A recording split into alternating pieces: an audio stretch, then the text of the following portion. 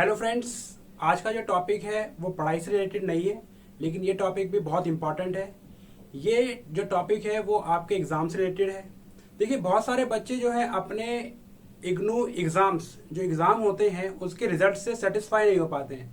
उनको लगता है कि जो उनके मार्क्स थे वो बढ़ सकते थे, या कुछ बच्चे ऐसे होते हैं जो 1 या 2 नंबर से फेल हो जाते हैं। उनको लगता है कि हम फेल नहीं हैं, उनको लगता है कि हम पास हो सकते थे और हमारे जो मार्क्स हैं वो काटे गए हैं एक्स्ट्रा। या फिर उन्हें कई बार ये भी लगता है कि हमारा जो रिजल्ट है वो हमारे अकॉर्डिंग नहीं है आया है, यानी उनको लगता है कि हमारे मार्क्स जो है बढ़ सकते थे। यानी इग्नू के जो प्रोफेसर्स ने जो उनकी कॉपी चेक की है वो सही ढंग से चेक नहीं की है। यानी इसके लिए इग्नू ने क्या किया है, इग्नू ने ये प्रोग्राम लॉन्च पहले ही कर दिया था कि वो क्या कर सकते हैं, रीचेकिंग करवा सकते हैं, जिसको शॉर्ट में बोला जाता है री इवोल्यूशन। तो ये टॉपिक जो है बहुत इंपॉर्टेंट है। ठीक है, अब देखिए ये क्या प्रोसीजर है, किस तरीके से वर्क करता है। तो बहुत सिंपल है। ये जो टॉपिक मैंने आपको बताया इग्नू एग्जाम से रिलेटेड है, यानी एग्जाम में आपने अच्छा परफॉर्म किया लेकिन आपको परफॉर्मेंस के हिसाब से मार्क्स नहीं मिले, यानी आपको जो लगता है कि आपको जो एग्जाम का रिजल्ट आया है वो आपके अकॉर्डिंग नहीं आया, यानी सेटिस्फाई नहीं हो आप उस रिजल्ट से। तो इसलिए क्या करते हैं बच्चे, रीचेकिंग करवाते हैं अपने एग्जाम की। ठीक है, अब देखिए रीचेकिंग कैसे करवाते हैं, यानी बहुत ही सिंपल। और रीचेकिंग कराने का तरीका भी बहुत सिंपल है इग्नू एग्जाम को।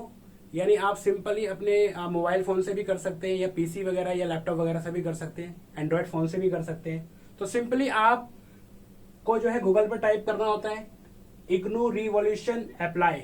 ठीक है, जब इग्नू रिवॉल्यूशन अप्लाई करते हैं गूगल पे लिखकर तो एक पेज खुलता है जिसमें आपको पीडीएफ मतलब दिख भी रहा होगा यहाँ पर पेज स्क्रीन के ऊपर।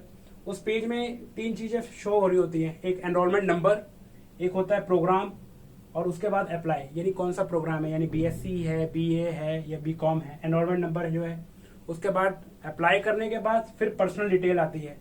पर्सनल डिटेल में कहने का मतलब क्या है, वहां पर 3-4 चीजें आपसे मांगी जाती है। एक तो आपका पूरा डाटा दिख रहा होता है उस पर पूरी स्क्रीन के ऊपर, जैसे इस फॉर्म के अकॉर्डिंग दिख रहा हो। यहाँ पर मैंने एक पिक्चर लगाई है, आप उसके अकॉर्डिंग भी देख सकते हैं। और दूसरा यहाँ पर ये भी है, क्या कहते हैं, पर्सनल डिटेल के अंदर आपको सब्जेक्ट चूज करने होते हैं। सब्जेक्ट कौन कौन से में आपने रीचेकिंग करवानी है, यानी आपको किस में एग्जाम्स में नंबर बढ़वानी है। ठीक है, ऐसा नहीं है कि आपके नंबर बढ़ ही जाएं, लेकिन आपको लगता है कि आपके जो मार्क्स हैं वो ज्यादा काट लिए गए हैं तो आप करवा सकते हैं रिवॉल्यूशन। रिवॉल्यूशन का मतलब ही रीचेकिंग है। ठीक है ना। तो पर्सनल डिटेल के अंदर आपने जहां एग्जाम दिए होते हैं एग्जाम सेंटर नंबर डालना होता है, यहाँ पर स्क्रीन पे दिख रहा होगा। उसके बाद कौन कौन से सब्जेक्ट में रिवॉल्यूशन करवानी है वो डालना पड़ता है। उसके बाद आपको एक चीज और मैं बता दूं, अपना आईडी कार्ड, यानी इग्नू का आईडी कार्ड है वो अपलोड करना होता है। उसके बाद जो है फीस पेमेंट भी करनी होती है। आपको मैं बता दूं कि एक पेपर की रीचेकिंग करवाने या रीवॉल्यूशन करवाने में 800 रुपए लगते हैं, यानी 800 पर सब्जेक्ट। ठीक है, तो इस हिसाब से ही। और एक और मैं आपको कोशिश करता हूं बताने की, जैसे आपको मान लीजिए 50 मार्क्स का पेपर था, आपको स्कोर हुए 70। ठीक है, यानी आपको फेल कर दिया गया।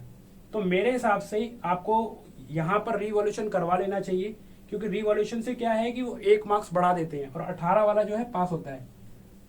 ठीक है, अब ये जरूरी भी नहीं है कि वो बढ़ाएंगे ही आपके, लेकिन 90% चांसेस रहता है कि वो 17 से 18 कर देते हैं। तो ये उनके लिए जो सिर्फ पास होना चाहते हैं।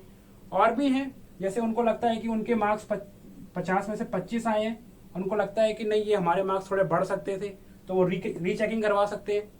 रीचेकिंग से हो सकता है कि उनके कम भी हो जाए, 24 हो जाए, लेकिन जो मार्क्स बेस्ट होंगे वही मार्क्स लगते हैं, तो घबराने की कोई जरूरत नहीं है कि आपके मार्क्स कम हो जाएंगे।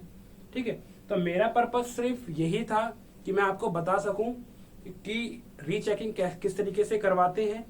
ठीक है, बाकी मैं इसका लिंक जो है आपको डिस्क्रिप्शन में डाल दूंगा, आप डिस्क्रिप्शन से भी डायरेक्टली जा सकते हैं और उस पर अप्लाई कर सकते हैं। अप्लाई करने के बाद सिंपल ये पेज खुलेगा, बहुत ही सिंपल तरीका है और आप उसको फिल कर सकते हैं। बस याद रखिए कि पेमेंट जो है इसके अंदर 800 पर सब्जेक्ट दी जाती है।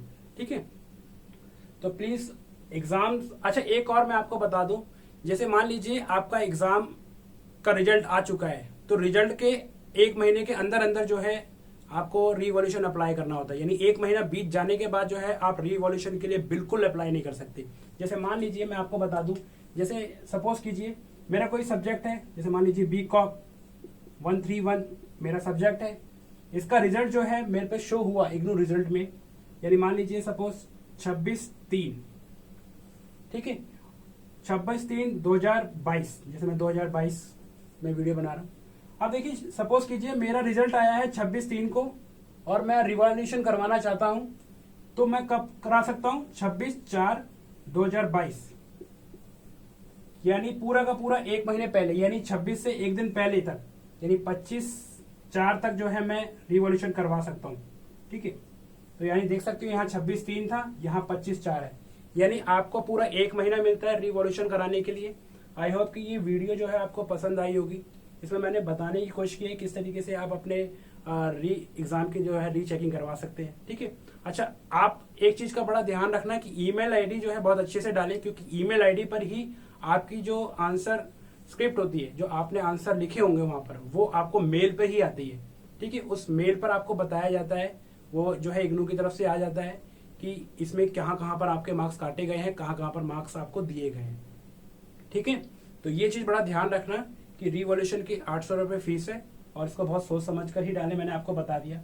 देखिए जो सिंपल पास होना चाहते हैं, यानी मान लीजिए 17 हैं, तो 17 के 18 तो बड़ी आसानी से हो सकते हैं, लेकिन सपोज कीजिए उन्होंने मार्क्स ही 3 दिए हैं और फिर आप सोचे कि मेरे मार्क्स बढ़ सकते हैं, तो ऐसा बिल्कुल नहीं होगा, क्योंकि ये जो डिफरेंस है 18 और 3 के अंदर बहुत ज़्यादा है। तो यहाँ पर पैसे अपने वेस्ट ना करें, इससे बढ़िया यही होगा कि अगले सेमेस्टर में दोबारा से एग्ज़ाम फॉर्म भर के इस एग्ज़ाम को निकाल लें, ठीक है। आई होप कि ये वीडियो काफ़ी पसंद आई होगी आपको। मैंने बहुत कोशिश करता हूँ कि आपके हर एक सवाल का जवाब दूँ, और दूसरा ये मैं बहुत कोशिश ये भी करता हूँ कि आपके अच्छे से अच्छा कंटेंट बनाने की कोशिश करूँ, लेकिन कई बार क्या होता है कि टाइम का शेड्यूल हो नहीं पाता है, जिस वजह से मैं वीडियो टाइम पर कई बार लॉन्च नहीं कर पाता हूँ या दे नहीं पाता हूँ आपको। तो प्लीज़ कई लोग मुझे बहुत उल्टा सीधा भी बोलते हैं, तो इस चीज़ का ध्यान रखें।